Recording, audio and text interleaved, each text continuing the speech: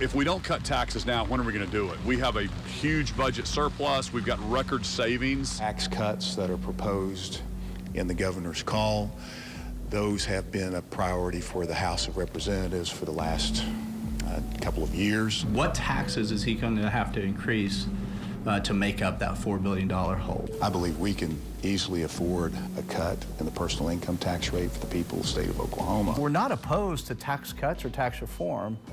What we would be opposed to is doing it without a plan. The first question is this trigger law that would mandate that if the court finds that an Oklahoman, due to race, heritage, or political classification, doesn't have to pay state taxes, then no one has to pay state taxes. That seems like a lot. What's going on here with that one? I think it's playing Russian roulette with our future.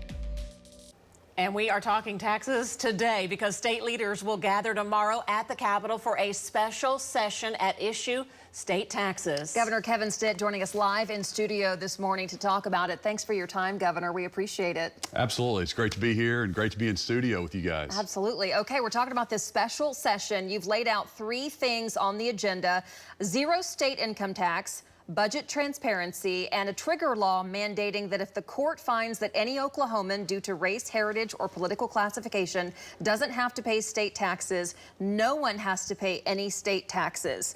Talk to us about that trigger law. That's a big sticking point. Your thoughts? Yeah, well, first off, it's in the state Supreme Court right now, and I think they're going to do the right thing. But my question to Oklahomans and to you guys, we can't have a state if a doctor in Tulsa, because of race, doesn't pay taxes, but everybody else does. So that's what I'm saying. I'm saying, hey guys, we can't have a situation where half the state doesn't pay taxes, the other half does. So let's figure that out. You don't have to go to zero right now, but that's fundamentally unfair to have one race paying taxes and one race not. So that's what I'm talking about there on the trigger law. That's only if the Supreme Court said that.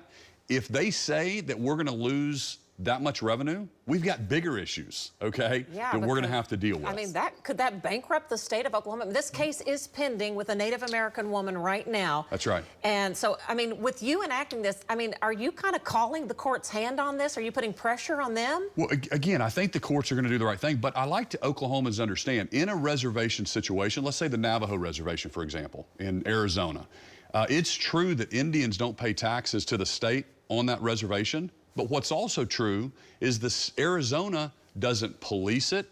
They don't build roads or bridges or airports or hospitals or schools. It's not the state's land.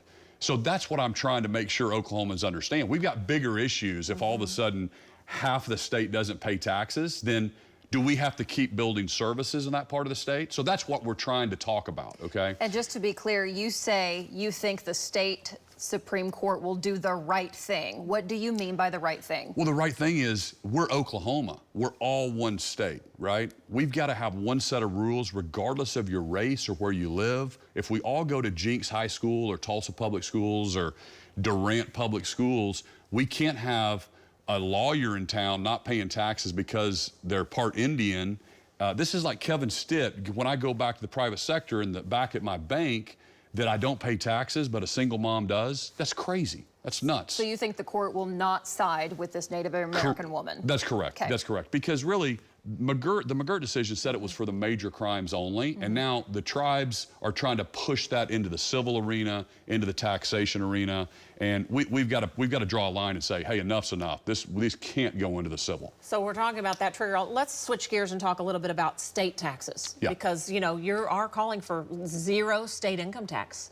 I mean, where does the money come to make up for that lost revenue? Yeah, and I want Oklahoma, it's really simple. When we have $10 billion in revenue coming in, for example, but our expenses are $9 billion, nobody is suggesting that we cut our revenue down below where our expenses are. We're going to have to fund education and health care and roads and bridges and infrastructure and all those things. I would never suggest that. But right now, we have the largest savings account in state history, over $5 billion. We have a revenue surplus, so we do not want to grow government. Some people at the legislature want to keep raising the expenses. Well, let me ask you a question. If you keep raising expenses and then revenue has a downturn, you're at the same situation. You have to cut. I'm trying to give that back to the taxpayers. I believe in lower taxes, let's not keep growing government. It's not that hard. I've been calling for this for the last 5 years. I just won an election talking about tax cuts. We have a booming economy. Let's give that back to the taxpayers. We have to compete in a market with other states. Texas is at 0, Tennessee, Florida. So we want over time to put us on a path to 0. That means 1/4 point this year. And as long as we have revenue, in other words, we have income higher than expenses, then we'll do another 1/4 point next year. We can pause it. We have been on a path to 0 over the last 20 years. Most people don't realize, but we started at 7%. And we have slowly, over time, we are down now to 4.75. So I'm suggesting let's do another 1/4 point. That's all I'm saying. And people are trying to confuse Oklahomans and say we're trying to cut $4 billion. That's simply not true. Senate Pro Tem Greg Treat says typically there's kind of a little come-together meeting before a special session where you guys talk through things. He says that's not happening. Is there any issues between you and Greg Treat? How do you expect any of these things to pass in a special session if there's no communication ahead of time? Well, we called them in. I've been very clear. At the State of the State, I asked for a 75 basis point tax cut, okay? So 3/4 of a point. That was last year. The year before, I called them in for a special session. This is not new. I've been very clear that I do not want to grow government. But you have some people in the Senate that are advocating for growing government. The thing is, you ought to ask them, do they want to raise taxes? What is their plan?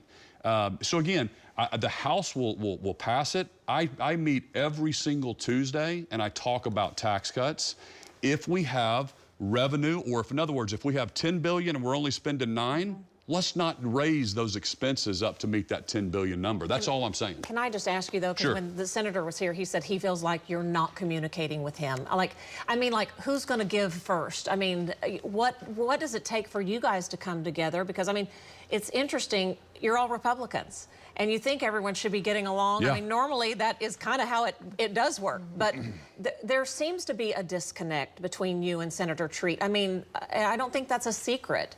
What would it take for you guys to come together, even just to begin some talks about it? Well, you know, I would love to talk to their caucus. I've done that before. I've talked to the caucus in the House. Again, every single Tuesday, for breakfast, I have the pro tem and I have the speaker at the governor's office. I went off-site and I do strategy sessions. That's what the CEO does, is we bring people together. Okay. I've had a tax kind of summit that we just held a couple months ago, and I invited all the senators and the House members to come listen to experts from around the country. I had them into Oklahoma City to talk about these things.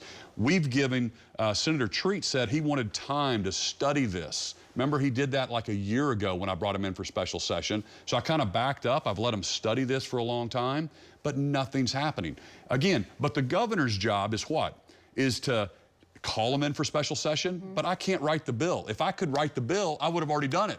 We would already have lower taxes 2 years ago. I don't want to grow government. It's that simple. I want to cut taxes. You're going to have to ask them what their plan is. Do they want to raise taxes? Why won't they give some of that money back to the taxpayer? We don't need to keep growing government. All right, we'll see what happens. Tomorrow is the special session, and hopefully we'll see. And you know, it seems like we've had these special sessions, and really sometimes not a lot gets done. Yeah, I mean, last year the House passed, I don't know, 5 or 6 tax cuts. The Senate didn't do anything. So hopefully, we need to ask them what their plan is. Hopefully it's not to raise taxes. Let's stop growing government. Governor Stitt, thanks for joining us this morning. We appreciate it. And in fact, coming up in our next half